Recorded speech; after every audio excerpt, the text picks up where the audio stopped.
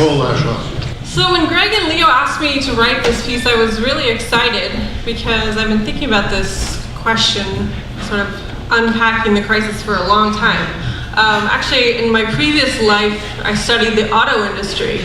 And so in 2009, when the auto executives went to Washington, hat in hand, asking for a bailout, I was paying very close attention, in part because I was interested in what restructuring would happen, but also I was interested in the kind of reception that they received.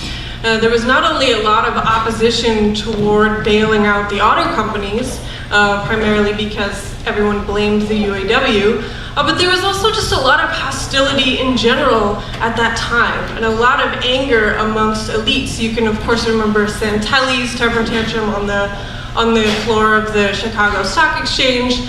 But also I was really interested in a book that came out shortly after by Neil Barofsky, who was a lawyer he was a prosecutor actually for the Southern District of New York, and he wrote a book called Bailout. Basically, he got picked to be what was called the Special Inspector General of the Troubled Asset Relief Program, which is a mouthful, SIGTARP. And what he discovered during his time in Washington, according to him, was that Washington had been sold out to the banks.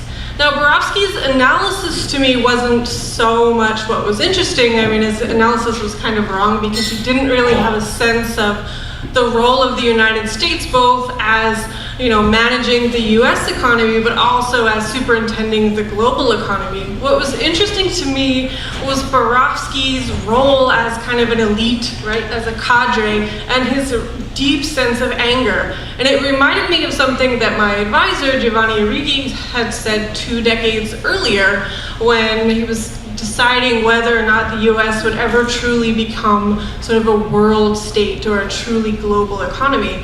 And Giovanni always said, no, definitely not, because US elites would never put the interests of a kind of nebulous global project above their own interests. So I thought, is this what we're seeing right now, right? This kind of elite tension. So fast forward to last spring, I went to a talk at Harvard. They have this like Internet and Society Center, and I went to a talk on, I don't know, something digital divides or something.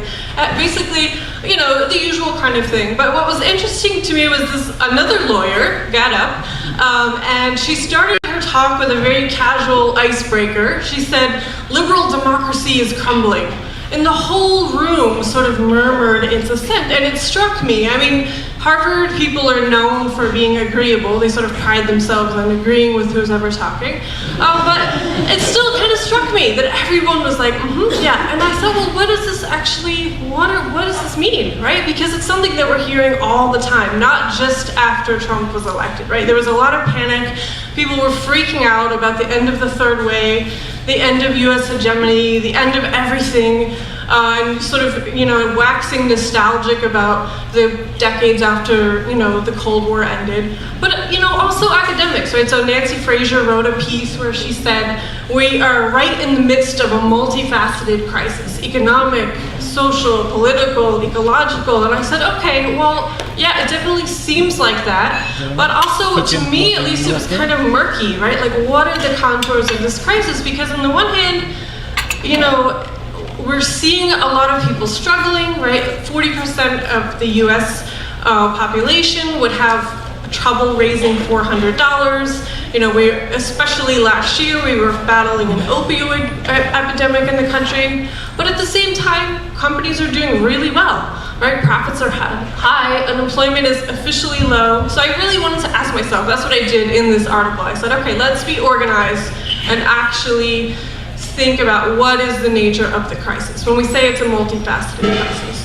So the way that I went about doing it, because I'm a very sort of boring, organized thinker, is I said, well, let's think about another crisis.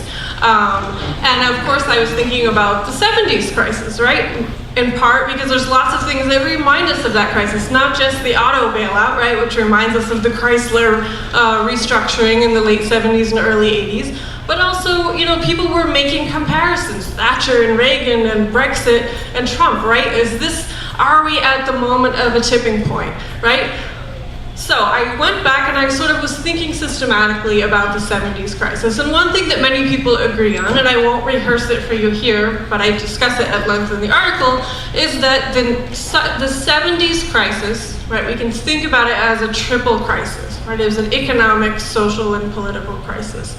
And if we think through, okay, it was an economic crisis in the sense that there were, major cost overruns, profitability is declining, stagflation. It's a social crisis in the sense that we have workers are being squeezed, and in response, we have huge, massive strikes. We also have very active and lively social movements, the anti-war movement, the civil rights movement, the feminist movement, the environmental movement. But even more than that, we have a sort of broader sense of malaise in the 70s. People are dissatisfied with the kind of spirit of capitalism, if we want to use that kind of language, right? The legitimating framework of capitalism had lost legitimacy. And together, if we think about this, massive economic crisis and social crisis, it leads to a deep political crisis by the end of the 70s. And we can remember Carter's, well, I can't remember, I wasn't born then, but we can remember Carter's crisis of confidence speech in 1979. So if we want, this is a very rushed kind of sense of the 70s, but the takeaway from the 70s is two kind of things, right? First, we see a reorganization of capitalism, where we have a whole new both set of ideas, right? A new legitimating framework that we now call neoliberalism, but also a new kind of set of policies, right? The way we want to organize, both the relationship between states, the relationship between companies and workers, between companies and states, and this interest in, reviving ideas of marketization and this interest in reviving competition. But what we also see, if we're thinking about the 70s, is that these crises, right, they were so powerful that they demanded a resolution from above, and a bipartisan resolution from above. So if we think about these two things, right, a reorganization and this demand for a resolution from above, it can give us a sense of a schema for thinking about today's crisis. Now, when we think about the 70s, it's not because we're saying, oh, history is repeating itself, right? The point of using this schema is just to be organized in our thinking, right? In fact, many of us, we could say that the reason why we're in a crisis today is because the tensions of the 70s were never resolved, but that's a different talk. So if we're thinking about today, right, one more caveat. Obviously, the 1970s crisis was a global crisis, right? But in this article, I just try to think about the United States, and in particular, directions for the left. So what are we seeing today? Well, are we seeing an economic crisis? So it depends on the perspective, right, of who you're looking at. If you're looking from the perspective of capital, or the state, or elites, right, the top 20% of the population in the United States, we don't really see an economic crisis, right? We did see, and it's always the worry when you're writing a piece like this and it's not going to come out for 8 months. It's like, oh shit, maybe by the time I write this, we're going to be in this huge economic crisis. So I keep reading the FT every day, and it's like, no, not yet, no, not yet. In fact, actually, thinking about what you were just saying, Sam, what we do see is an interesting, this sort of stepping back from this quantitative tightening that's happening, right? We're still seeing this kind of managing the economy.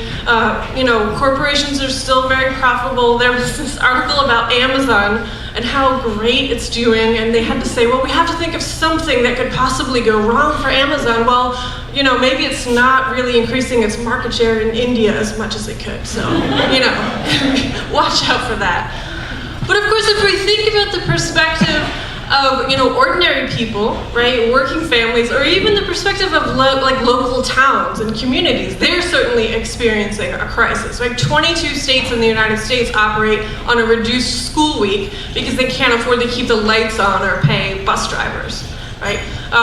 Again, and we see this sort of the sense that even though the economy is officially doing well, you have at least 40% of the United States where people feel like they're just standing on the sidelines. They can't really participate.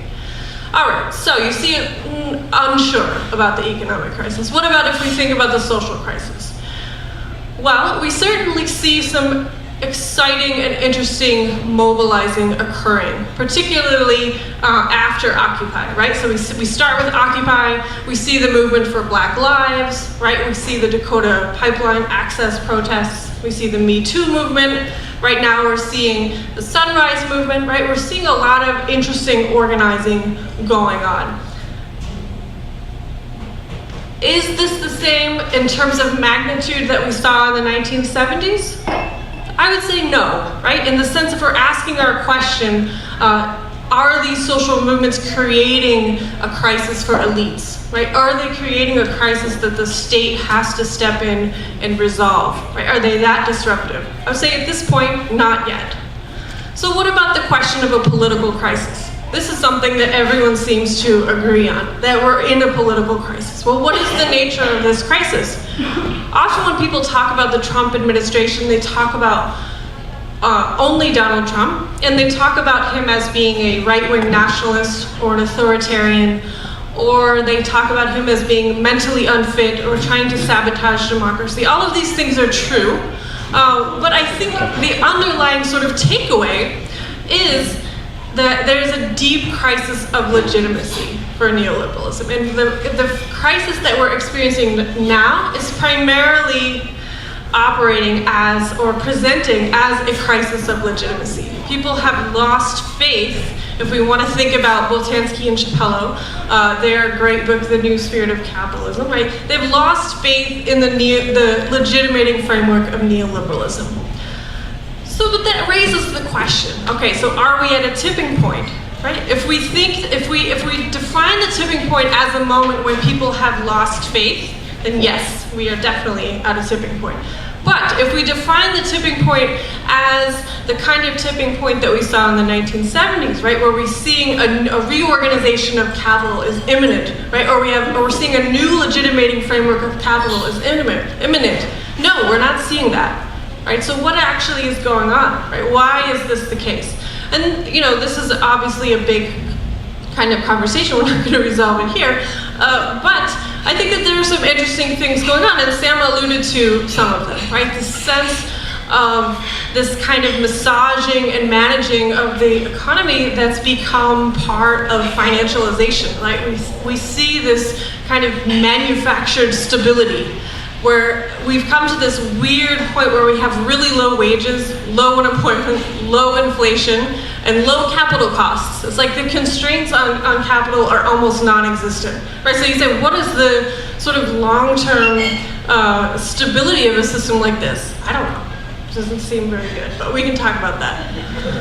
The question of social movements, right? Why, if we're seeing these exciting mobilizations happening, do we not see the sort of generation of a force that demands resolution from above? And this is an interesting question. And some of the things that I've been thinking about as someone who participated heavily and got politicized during the altered globalization movements of the very late 90s, I think it's partly the way that these movements were kind of organized and the kind of philosophy surrounding them was really a reaction to the delegitimization of social movements of the 1970s. So you see this very non-hierarchical, mobilizing heavy rather than organizing model that really has carried on, and we're still seeing a lot of that hangover today. And Jane McAlevey actually makes a nice distinction between mobilizing and organizing. But I think we also have to not be super harsh, right? Because part of what happens, in neoliberalism, if we want to call it that, is, not only a re-legitimization of capitalism, but it's also a delegitimization of the left, right? And the ideas associated with the left. So a lot of what we're seeing right now, if we can classify it as consciousness raising, it's a result of the fact that the left is extremely weak and left ideas lost legitimacy. So we're kind of at a restarting point. And we're seeing that, right? We're seeing a lot of the young movements today of what they're actually doing is not just, well, they're just mobilizing instead of organizing. They're also just sort of exploring ideas and, understanding ideas in a very rudimentary and beginning way. This provides a big opportunity. I think there's a real political opening for the left here. And I think that in this moment, we're starting to actually see, you know, a kind of turn in the sense that people aren't as fatalistic, right? And so if we're looking at, you know, the 2016 election, it was horrible because Trump won, but it was also interesting because it was a kind of shift of political sentiments that was really unprecedented in the United States.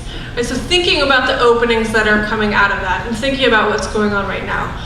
So where should the left be pushing? I think in some ways we should not be too critical, right, of the sort of electoral turn. I think a lot of people are really ready to just dismiss what's going on with DSA and, you know, some of the people who are running and say, well, electoral politics, there's no way to hold these people accountable, this is just a dead end. I think that that's a mistake, right? All of the strategies that we've tried over the past 2 decades have failed.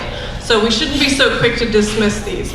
But I think it's also very heartening when we look at, for example, the teacher strikes. And I think this is really a sign that the common sense of neoliberalism is really being challenged. Because teachers are one of the kinds of, you know, the kinds of positions in the economy that people like Bill Gates and a lot of these hedge fund guys really went after as saying, these people are useless. We could just automate their jobs. We have no money for them. Let's have charter schools and let's maybe make some robot teachers, right? And this kind of idea is really being challenged right now by the success of teachers who are using the strike and who in the process are really saying, no, actually our job is valuable and there is money to pay us a living wage and we can make that happen. So I think it's valuable not just in reminding people that the strike works, but that you can have a different kind of vision and say what is possible. So if we think about this moment as a tipping point, I think that, you know, sort of what the left should be doing. The left should be doing what it's always been doing, but it feels a bit more urgent now, particularly when we think about the simultaneous rise of the right, along with, you know, ecological crises and so on. But at the same time, I think there's a real political opening. Thank you.